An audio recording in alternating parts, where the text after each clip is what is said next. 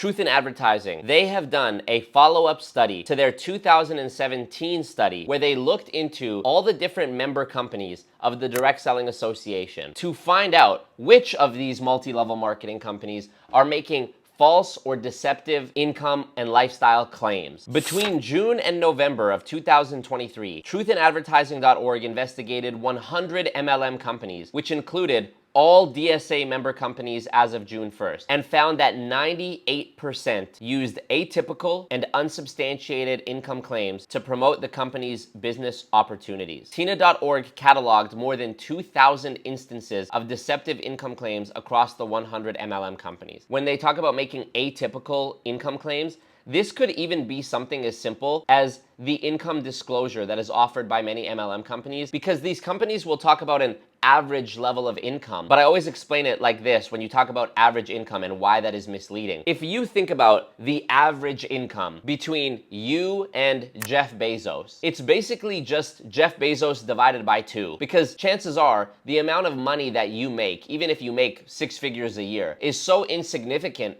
compared to the amount of money that Jeff Bezos makes, that if you were to calculate the average between both of you, it's basically him divided by 2. It's misleading because it gives the impression that both of you are making a lot of money, when in reality, only one of you is making a lot of money. The other one could be making $0. This is exactly the type of accounting doublespeak and number trick that MLMs use, is they'll say the average income of all distributors was $7,000 a year, which is still low if you do the calculation, but it's even worse when you factor in the fact that the people at the very top who are talking about making $1 million a month, well, you can very easily see how even if you removed one of those people, that average drops significantly. And then you keep doing this, you keep decoding it until you realize, oh, not only is the average really 0, the typical amount that people are getting is less than 0. Because of course, these income disclosure statements also don't factor in the expenses of people who join. Literal mind games. Truth in Advertising has been kind enough to include the brands. Show more. Look at this. ACN, my biggest video is on ACN. Well, really my second biggest video, but we can't talk about that. Amway, surprise, the granddaddy of all. Advocare, Arbonne, Body, Cutco, doTERRA, Enagic, Isagenix. I mean, some of these companies have been around for so long. For all of these companies, by the way, they have their evidence listed here at the bottom, where you can literally click for any of these companies and they have it all organized and embedded for you right here. Look, ACN Income Claims Database. It's great that Tina took this approach because it's showing that the distributors, the IBOs of any MLM, who traditionally, if they were caught doing something or if they were named in a lawsuit, the company would say, oh, they're just a subcontractor, you know, bad apple, not following our very strict rules, let's get rid of them. No, this is showing how the distributors, the IBOs, are having it modeled for them at the top level by people in the company who are success stories, or by the company itself. Scam. A dishonest plan for making money or getting an advantage, especially one that involves tricking people. Fraud is intentional deception to secure unfair or unlawful gain, or to deprive a victim of a legal right. In my recent video called How the FTC Protects Pyramid Schemes, I went over the FTC versus Niora case, which was a landmark case because for the first time, the FTC lost a case where it was accusing an MLM company of being a pyramid scheme. So now they realize, oh, you know what? The previous criteria that we would have used to prosecute an MLM no longer works, because now any MLM that they sue for being a pyramid scheme is going to use this Niora case as their legal precedent and use that to defend themselves. It just goes to show how performative and how nonsense all of these cases made by the FTC are, that they could even lose a case. Why? Because as Robert Fitzpatrick said in his article, we are forced to parse the practices of individual MLMs and show how what they are saying and doing is misleading and deceptive. We can't just point to the fact that salespeople are being pushed to recruit their own competition in an endless genealogical chain. We can't just point to that obvious fraud, that obvious pyramid scheme, Ponzi scheme. We now have to sit here and go, oh, well, this guy said you can make this much, and actually, if you look at the average income, it's really only this much. Why? Every way you slice it, by the way, whether it's looking at the structure of the company or the individual distributors who are part of it, you see fraud. Every element of MLM that you examine, you find deception, fraud, lies, doublespeak, etc. The FTC is now trying to backtrack and say, you know what? we actually don't agree with the previously upheld rules and standards because it doesn't work for them anymore. In last week's letter to the DSA, Division of Marketing Practices Associate Director Lois Greisman restated a position expressed during the Neora trial and at recent industry events that the primary source test for differentiating a legitimate business from an illegal pyramid scheme does not exist. And that actually, the industry has misinterpreted the 2004 staff advisory opinion. Wow. 20 years later, you're coming out to confirm that, even though it's been quoted supposedly wrongly in court cases for 20 years. Now, suddenly, after the FTC loses this case, the first case of its kind that they're losing, now all of a sudden, oh no, that's not what I meant, you just misunderstood it. Shame on you, FTC. While acknowledging that many FTC complaints and court decisions use the primarily or primary source language, the staff discounted that language as related to litigation decisions and or not key holdings in the decisions, and stated that the 2004 letter is no longer valid and therefore rescinded. Only took you fucks 20 years. Imagine the amount of people in that time who have had their lives absolutely fucking destroyed by MLM.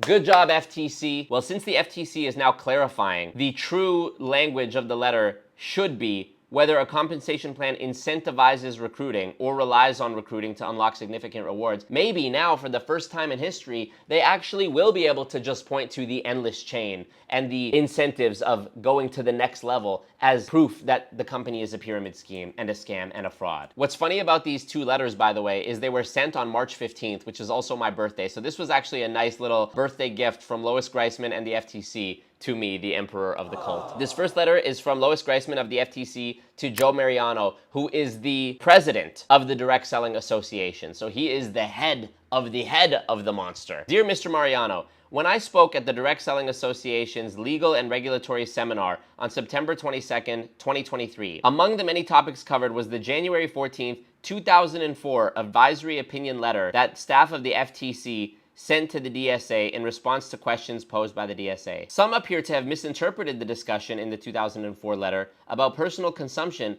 to claim that so long as 50% or more of a company's revenue is generated by sales of its products or services to end users, the company is not a pyramid scheme. This is neither the FTC's position nor the law regarding whether an MLM company constitutes an illegal pyramid scheme. In a pyramid scheme, participants pay money to the company in return for which they receive the right to sell a product and the right to receive, in return for recruiting other participants into the program, rewards which are unrelated to the sale of products to ultimate users. 20 years to clarify this. And the fact that they are even having to clarify what a pyramid scheme is to the head of the Direct Selling Association, doesn't that tell you that there is zero faith in the ability of an independent MLM distributor to operate within the confines of the law? Again, this is an example of the FTC's not incompetence, but complicity with the scam of MLM. They have allowed it to happen. And MLM operates as a pyramid where the focus is in promoting the program rather than selling the products. I hope this letter corrects the misinterpretation of the 2004 letter by some. Because of the extensive misuse of the letter, I no longer consider it to be a valid and useful statement of FTC staff's views and therefore rescind it. It's actually amazing because they're basically now saying, oh yeah, this whole primarily, the use of the language of primarily has just been a semantics issue this whole time and a misinterpretation when they didn't see any reason to clarify it for 20 years until, of course, they finally lost a case where the language was imperative to the decision. The second letter is to Peter Marinello, Vice President of the DSSRC. This is who's supposed to be regulating the MLM companies who are part of the DSA. Dear Mr. Marinello, staff of the FTC has serious concerns about the fall 2023 DSSRC guidance on income disclosure statements. The DSSRC advises that MLMs may make claims about, quote, the amount of income that direct selling members can generally expect to earn, even if they only have some indication of participant expenses or an estimate of mandatory costs. In the view of the FTC staff, this advice is not consistent with FTC law. The guidance also fails to address a fundamental difficulty, namely, how can one use earnings claims to advertise an opportunity that results in the typical participant making little to no money or losing money? Bars. The DSA has made statements acknowledging that at best, most MLM participants make modest or supplemental income. When I posed a question about what that phrase means to Adolfo Franco, the DSA Executive Vice President and Chief Operating Officer, I recall he said $1,200 per year. I then responded by pointing out that such a sum translates to $100 per month and $25 per week. I am very skeptical that a potential participant would take away from a claim of modest or supplemental income that they would only earn $25 per week. How many hours do you think people would be willing to give to make $25 a week? I think nobody would do it. I think nobody would even bother for $25 a week. How much time am I gonna have to put in? An hour? Maybe if I had to put in 25 minutes a week, I would do it for $25 a week, but even then, it's $25, who gives a fuck? Furthermore, in my exchange with Mr. Franco at the 2023 seminar, we did not dig into the additional question of whether the amount he cited is gross or net. If it is gross, as I suspect, then there's a further problem with this claim.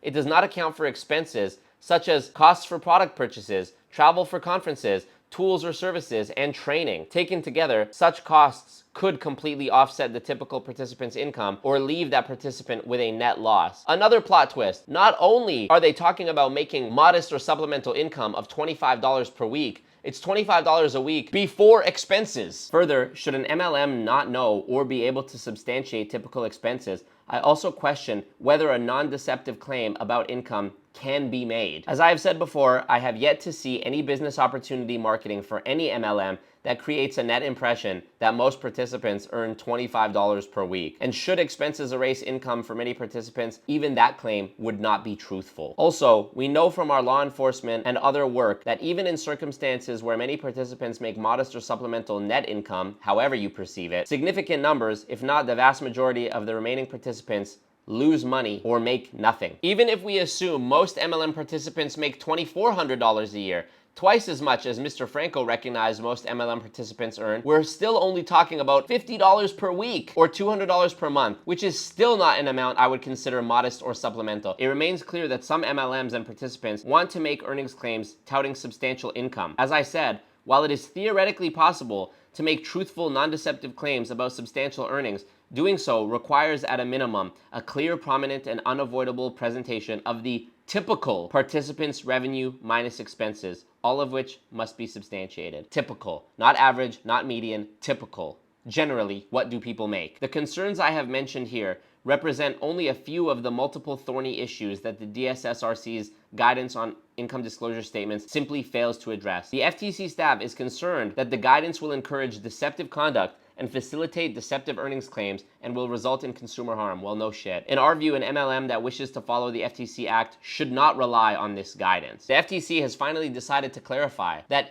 even the guidance given by the DSSRC to MLM companies who are in the DSA shouldn't be followed. So we can't trust the Direct Selling Association to be honest, obviously, because the entire business structure is based on a pyramid scheme, which is a inherent scam, deceptive fraud, etc. And even the people, the DSSRC, who are supposed to be regulating the DSA also aren't doing anything. Well, shocker, almost like the whole thing is a scam from top to bottom. I think this FTC loss to Neora is the best thing that could have happened, because now finally the FTC has been forced to clarify not only the verbiage around the primarily test, and is actually finally, as far as I know, for the first time, addressing the structure of MLM as inherently fraudulent because of the recruiting incentives. And it's also clarifying what counts or doesn't count as clear, transparent disclosure around income claims. I hope the grip only gets tighter and tighter so that MLMs eventually are completely choked out. I even sort of predicted these types of gradual steps being made last year when I spoke at the conference. I said, I recognize that the FTC is unlikely to make such drastic changes or shut the MLM industry down overnight because it would raise way too many questions about why it wasn't done sooner. The FTC is probably more open to making gradual changes, which give the impression that they're doing something over time and improving without having to face the music of the fact that MLMs are scams and always have been, and why didn't you previously do anything and why didn't your predecessor do anything and blah, blah, blah. Making gradual changes allows them to not admit that they've been allowing a scam to harm the world for decades. Anyways, what do you think? Do you think this is going to lead to the eventual downfall of multi-level marketing and the world being free from this virus of MLM? Or is the DSA going to quadruple their lobbying efforts and get someone working at the FTC who has their interests at heart and undoes all of this undoing and rescinds the rescindings of these letters and pushes the evil forward? You let me know.